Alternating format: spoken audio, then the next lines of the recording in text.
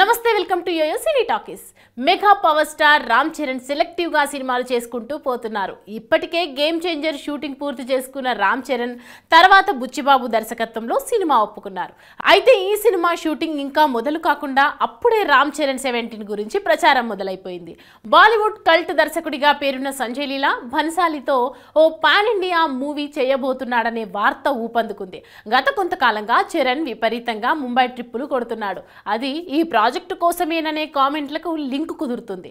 గతంలో అల్లు అర్జున్తోనూ ఓ చిత్రం ప్లాన్ చేసుకున్న భన్సాలి దాన్ని ముందుకు తీసుకెళ్లలేకపోయారు.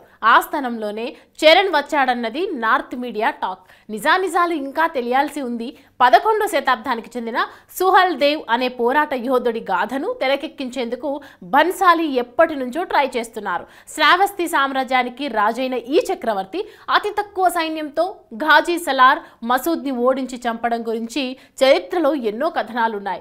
వాటి ఆధారంగానే దీన్ని తెరకెక్కిస్తారట. ఒకవేళ ఇదే వాస్తవమైతే అంతకన్నా గూస్ బంప్స్ అభిమానులకు ఇంకేముంటుంది. ప్రస్తుతం గేమ్ చేంజర్ చివరి దశలో షూటింగ్లో ఉన్న చరణ్ తర్వాత బుచ్చిబాబు సెట్లో అడుగు పెడతాడు. నాన్ స్టాప్ గా డేట్లు ఇచ్చేలా ఆల్రెడీ ప్లానింగ్ జరిగింది. RRR తర్వాత విపరీతమైన గ్యాప్ వచ్చేయడంతో అభిమానుల నుంచి చరణ్ మీద ఒత్తిడి ఉంది. ఏడాదికి కనీసం ఒక్క రిలీజ్ లేకపోతే ఎలా అనేది వాళ్ళ ప్రశ్న. వాళ్ళు అడగటం న్యాయమే అయినా దర్శకుడు శంకర్ వల్ల మెగా పవర్ స్టార్ ఎటూ కదలలేని పరిస్థితి.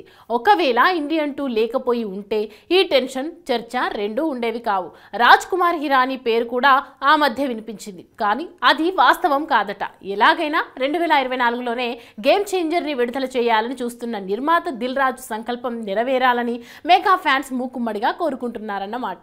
హాయ్ హలో మెస్మరైజ్ చేసే మూవీ ముచ్చట్లు రిలీజ్ అయిన వెంటనే రివ్యూస్ మీ అభిమాన తారల రియల్ స్టోరీస్